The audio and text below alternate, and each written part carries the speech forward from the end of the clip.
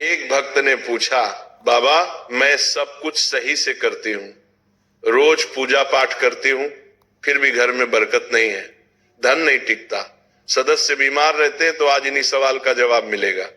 घर के मंदिर में जलने वाले दीपक घंटी रोज धोने वालों गौर से सुन लो, वरना पूरा घर हो जाएगा बर्बाद। आप सभी का दिल से आत्मा की गहराइयों से स्वागत है। जीवन में चाहे कितनी भी मुश्किलें क्यों ना आए, एक चीज कभी मत भूलिए, पूजा मंदिर में रखी घंटी, देवी देवताओं की मूर्तियां और जलते दीपक के साथ कुछ गलतियां ऐसी होती हैं जो अगर हो गई तो किस्मत का पहिया उल्टा घूमने लगता है। ऐसा दुर्भाग्य आता है कि संभलना भी नामुमकिन हो जाता है। घर में बरकत रुक जाती है, खुशियां सूख जाती हैं और गरीबी ऐसे कदम जमा लेती है कि चाहकर भी हटती नहीं। हो सकता है आप भी अनजाने में वही गलतियां कर रहे हो, इसलिए पैसा पास टिकता नहीं, घर में अशांति रहती है और सफलता बस दूर से हाथ हिलाती है। हम बिना समझे जाने अनजाने कुछ ऐसा कर बैठते हैं जो हमारे भाग्य का दरवाजा बंद कर देता है, और जब सब हाथ से निकल जाता है तब हमारे पास रह जाता है सिर्फ पछतावा और ताने। लेकिन घबराइए मत, आज इस प्रवचन में हम आपको पूजा मंदिर से जुड़ी हुई रहस्यपूर्ण बातें बताएंगे, जिन्हें सुनकर आपका दिल खुद कहेगा, गुरुजी आपने तो मेरी सोई किस्मत जगा दी। तो इस प्रवचन को अंत तक देखना, क्योंकि ये सिर्फ जानकारी नहीं, ये आपकी जिंदगी बदलने की कुंजी है। बहुत से लोग पवित्र वस्तुओं को धर्म का प्रतीक मानकर मंदिर में रख लेते हैं, लेकिन वहीं सबसे बड़ी गलती कर बैठते हैं। आज हम आपको विस्तार से बताएंगे पूजा मंदिर में कौन सी चीजें रखना शुभ है और कौन सी अशुभ, दीपक कितने बजे जलाना चाहिए और जलाते समय कौन सा मंत्र बोलना चाहिए, घंटी कब बजानी है, सुबह या शाम, और कितनी बार, शंख कब और कैसे बजाना चाहिए, और बजाते समय किस मंत्र का जाप करना चाहिए, दीपक रोज धोना चाहिए या नहीं, मंदिर में कितनी मूर्तियां रखनी चाहिए और क्यों। ये 7-8 बातें छोटी लग सकती हैं, लेकिन इनका असर आपकी किस्मत पर सीधा पड़ता है। इस तरह की जानकारी आपको कहीं और नहीं मिलेगी, चाहे आप लाखों करोड़ों खर्च कर दें। हम अपने मन से कोई कहानी नहीं गढ़ते, ये सब ज्ञान है। ज्योतिष शास्त्र, धर्म शास्त्र और ऋषि मुनियों की वाणी से लिया हुआ, जिसे हम आपके लिए आसान भाषा में लेकर आते हैं।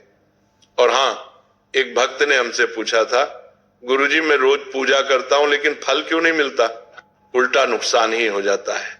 इस प्रवचन में मैं आपको इस रहस्य का भी जवाब दूंगा। पूजा हमारे जीवन का अभिन्न हिस्सा है। हर कोई किसी न किसी देवी देवता की आराधना करता है। कोई माँ दुर्गा के चरणों में शीश झुकाता है, तो कोई भगवान विष्णु के नाम का स्मरण करता है, और हाँ, उनकी पूजा का फल भी मिलता है। लेकिन क्या आप जानते हैं, छोटी छोटी अनजानी गलतियां ही उस फल को रोक देती हैं। ये गलतियां इतनी मामूली लगती हैं कि हम इन्हें नजरअंदाज कर देते हैं, लेकिन शास्त्रों में साफ लिखा है, पूजा में पूर्ण फल पाना है तो इन बातों का ध्यान रखना जरूरी है। आज हम बात करेंगे घर के मंदिर में दीपक और घंटी के सही उपयोग के बारे में। क्या दीपक को रोज धोना चाहिए या हफ्ते में 1-2 बार धातु का दिया हो तो कब और कैसे साफ करना चाहिए, मिट्टी के दीपक का सही समय और सही अवसर कौन से हैं, मंदिर में किस प्रकार की घंटी का उपयोग सबसे शुभ माना जाता है, घंटी कब बजानी है, कितनी बार बजानी है, और क्या शाम की पूजा में घंटी बजाना उचित है। सबसे पहले बात करते हैं मिट्टी के दिए की। ये साधारण सा दिखने वाला दिया वास्तव में शुद्धता और पवित्रता का प्रतीक है। दिवाली हो, कोई धार्मिक पर्व हो या फिर कोई बड़ा अनुष्ठान, मिट्टी का दिया जलाने का अपना ही महत्व है।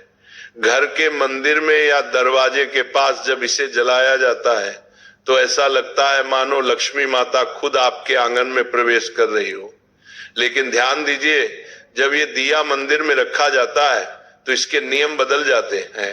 मिट्टी का दिया एक बार जलाने के बाद दोबारा मंदिर में नहीं रखना चाहिए।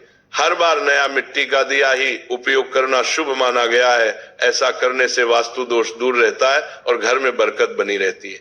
अब आगे इस प्रवचन में हम जानेंगे मंदिर की घंटी से जुड़े हुए रहस्य, जो शायद आपको पहले कभी नहीं बताए गए। अब आते हैं धातु के दियों पर। आपने देखा होगा कि लोग पीतल या तांबे के दिए इस्तेमाल करते हैं। ये न केवल सुंदर होते हैं बल्कि इनका धार्मिक महत्व भी अत्यंत गहरा है। लेकिन इन्हें सिर्फ जलाना काफी नहीं है, इनकी शुद्धि भी उतनी ही जरूरी है, इन्हें रोज धोकर खासकर गंगा जल से साफ करना चाहिए। गंगा जल से धोने पर दिया पवित्र हो जाता है और घर में सकारात्मक ऊर्जा चारों ओर फैल जाती है। अगर आप हफ्ते में केवल 1-2 बार इन्हें साफ करते हैं तो ये पूरी तरह से शुद्ध नहीं हो पाते, इसलिए इसे अपनी रोजाना की आदत बना ले। और अब आते हैं घर के मंदिर की घंटी पर। पीतल की घंटी की ध्वनि ऐसी होती है जो वातावरण की नकारात्मक ऊर्जा को तुरंत दूर कर देती है और सकारात्मकता का प्रवाह बढ़ा देती है। लेकिन इसे कभी भी दक्षिण दिशा में ना रखें, यह अशुभ माना जाता है। घंटी को हमेशा पूजा स्थल के पास या मंदिर के प्रवेश द्वार पर रखें। सबसे शुभ घंटी वह होती है जिस पर गरुड़ की नक्काशी हो, इसे गरुड़ घंटी कहते हैं और इसे अत्यंत पवित्र व फलदायक माना गया है। अब सवाल आता है, घंटी कितनी बार बजानी चाहिए? भोग लगाते समय घंटी को 5 बार बजाएं। ऐसा करने से भगवान भोग को जल्दी स्वीकार करते हैं। पूजा के दौरान घंटी को जोर जोर से या लगातार नहीं बजाना चाहिए, सिर्फ 3 बार बजाना ही उचित है। घंटी को हमेशा दाहिने हाथ से बजाएं और इसका मुख पूजा स्थल की ओर होना चाहिए। याद रखिए, घंटी को सुबह की पूजा में ही बजाना शुभ माना गया है।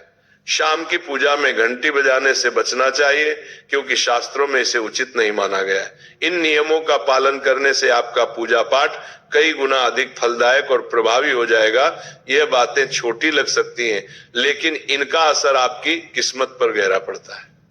एक और बहुत ही महत्वपूर्ण बात जो अक्सर लोग नजरअंदाज कर देते हैं, जब भी आप किसी मंदिर जाएं, खासकर घर के बाहर वाले मंदिर में, तो मंदिर में प्रवेश करते समय ही घंटी बजे, मंदिर से बाहर निकलते समय घंटी बजाने की कोई आवश्यकता नहीं होती। जब आप घंटी बजाते हैं तो ये सिर्फ आवाज नहीं होती, ये भगवान को दिया गया संकेत होता है, प्रभु मैं आपके द्वार पर आ चुका हूं, आपकी शरण में हूं। एक बार घंटी बजाने का मतलब है कि आपने भगवान के दरबार में प्रवेश कर लिया है और पूजा आरंभ कर रहे हैं। 2 बार घंटी बजाने का अर्थ है कि आप अपनी प्रार्थना, अपने मन की बात सीधे भगवान के समक्ष रख रहे हैं। अब हम आपको कुछ ऐसी बातें बताने जा रहे हैं जिन्हें शायद आपको कोई ना बताए, इसलिए इन बातों को ध्यान से सुनिए क्योंकि ये आपके पूजा पाठ को और भी अधिक फलदायी बना सकती है।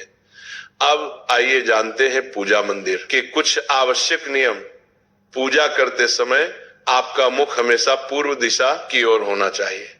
ये दिशा सबसे शुभ मानी जाती है क्योंकि यहां से सूरज की पहली किरण आती है जो सकारात्मक ऊर्जा से भरी होती है। पश्चिम की ओर मुख करके भी पूजा की जा सकती है, लेकिन पूर्व दिशा का लाभ कई गुना अधिक है। घर की सीढ़ियों के पास पूजा घर बनाना अशुभ माना गया है क्योंकि वहां नकारात्मक ऊर्जा का प्रवाह अधिक होता है। भगवान का आसन हमेशा आपके आसन से ऊंचा होना चाहिए, कम से कम 10 इंच ऊंचा। भगवान की प्रतिमा को सीधे जमीन पर रखना अशुभ माना जाता है।